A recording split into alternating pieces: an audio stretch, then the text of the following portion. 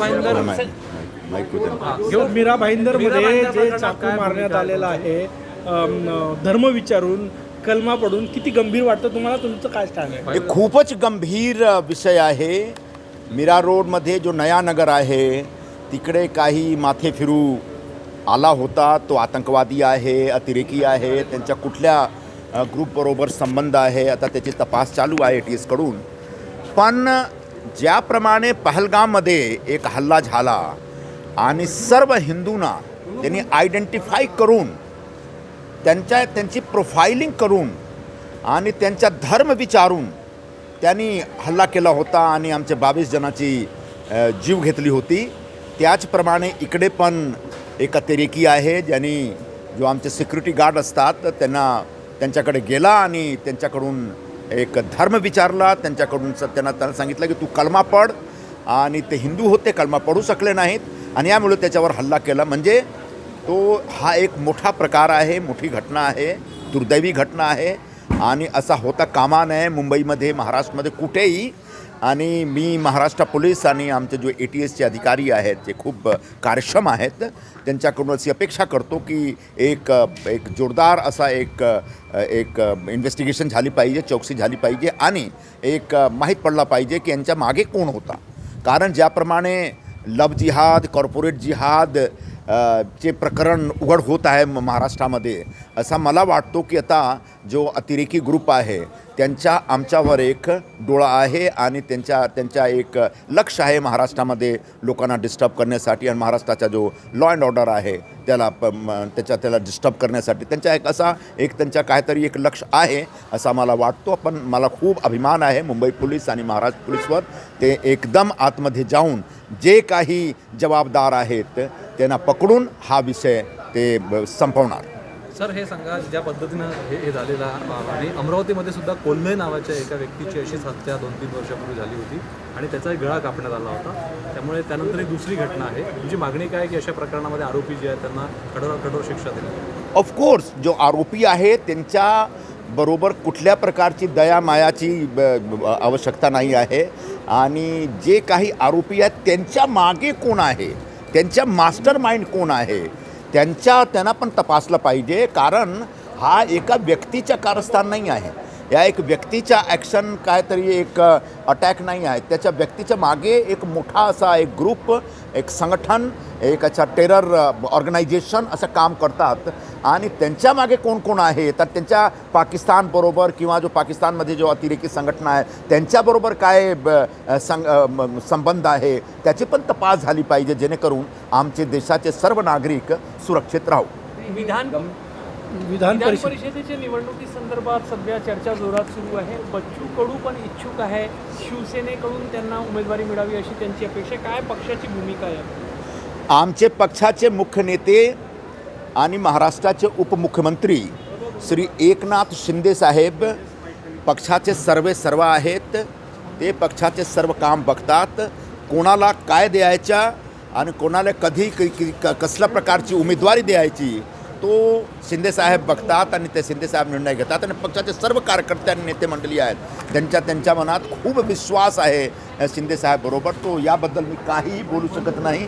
जो निर्णय होईल तो शिंदेसाहेबांच्या लेवलवर निर्णय होईल. शिवसेना 2 उमेदवार देईल की 3, म्हणजे 10वा उमेदवार पण शिवसेना देईल अशी पण अशी चर्चा आहे की 10वा उमेदवार आम्ही देऊ शकतो. 2 तो आमचे निवडून येणार. आमच्याकडे जो संख्याबळ आहे त्याच आधारावर 2 विधान परिषद सदस्य आम्ही निवडून आणू. पण समजा जेव्हा एक गरज पडेल आणि आमच्याकडे खूप सारे छोटे पक्ष आणि जो अपक्ष लोक आहेत ते साहेबांच्या संपर्कात असतात, समजा त्यांची सगळ्यांची इच्छा झाली की अजून एक उमेदवार मैदानमध्ये उतारला पाहिजे तो उतरू शकतो. हे 10वा उमेदवार उद्धव ठाकरेंच्या उमेदवारीला जोडून राहील का? कोणालाही जोडून राहील नाही. आम्ही आमच्या संख्याबळावर विश्वास करतो आणि आमची संख्याबळ जर असं आहे की आम्ही अजून 2च्या व्यतिरिक्त अजून 1 निवडून आणू शकतो, तो समोर कोण आहे त्या फरक पडत नाही. तयारी सुरू आहे तशी मला माहीत नाही. उद्धव ठाकरे असेल तर बिनविरोध निवडणूक होईल अशी एक चर्चा होती, जसं राज्यसभेचं झालं. परंतु शिवसेना मात्र 10वा उमेदवार देणार. शरद पवार साहेब आणि उद्धव ठाकरे साहेब दोघेमध्ये खूप फरक आहे.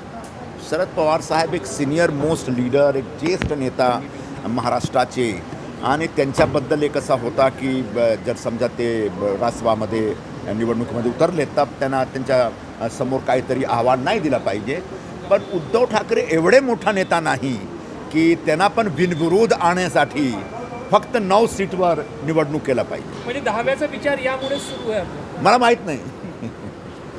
सर, मराठी जो ऑटो रिक्षा चालकांचा जो मुद्दा होता तो मुद्दा आता संपला असं म्हणता येणार का? किंवा त्या प्रकरणी 6 महिने मुदतवाढ दिलेली आहे म्हणजे सर, काल आमचे महाराष्ट्र शासनाचे परिवहन मंत्री श्री प्रताप सरनाईक साहेबांनी एक मीटिंग बोलावली होती. या मीटिंगमध्ये सगळे जो युनियनचे लीडर असतात ते होते आणि मी पण होतो आणि अजून काही जो ऑटोवाल्यांचे जे जुडलेले लोक आहेत सगळ्यांना बोलावले होते.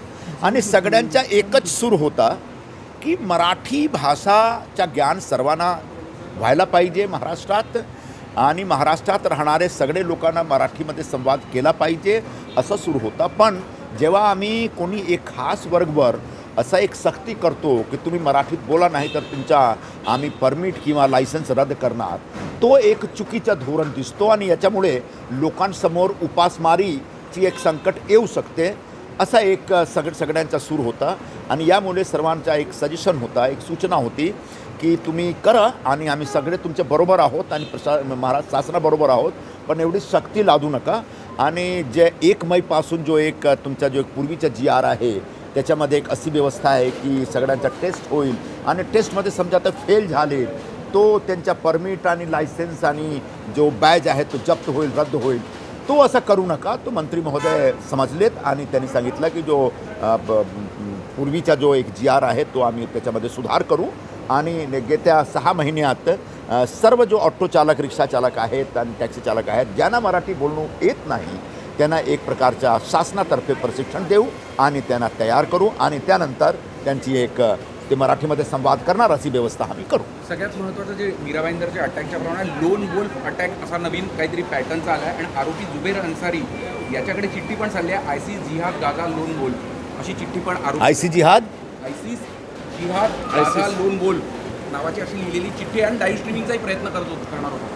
हां, आता कोण कोण वुल्फ आहे, कुठून आलेला आहे, त्यांच्या काय साटे लोटे आहे, त्यांच्या काय तार आहे, कोणाचे ते जुडलेले आहेत, काय कनेक्शन आहेत, त्याच्या कनेक्शन तिकडे मिडल ईस्टकडून आहे का, पाकिस्तानकडून आहे का, अजून कुठेतरी आहे का, याची एक तपास झाली पाहिजे. पण जे प्रकार घडला तो एकदम दुर्दैवी आहे आणि आम्ही त्याचा निषेध करतो आणि महाराष्ट्र शासनाकडून अशी मागणी करतो, महाराष्ट्र पोलीसकडून अशी मागणी करतो की एकदम आतमध्ये जाऊन तुम्ही जे काही आहेत ते केवढे लोन आहेत, लोन आहेत, वुल्फ आहेत, काय आहेत, सगळ्यांना पकडून हा विषय एकदा संपला पाहिजे जेणेकरून आमचे लोक महाराष्ट्रात एक सुरक्षितपणे राहू सकेल.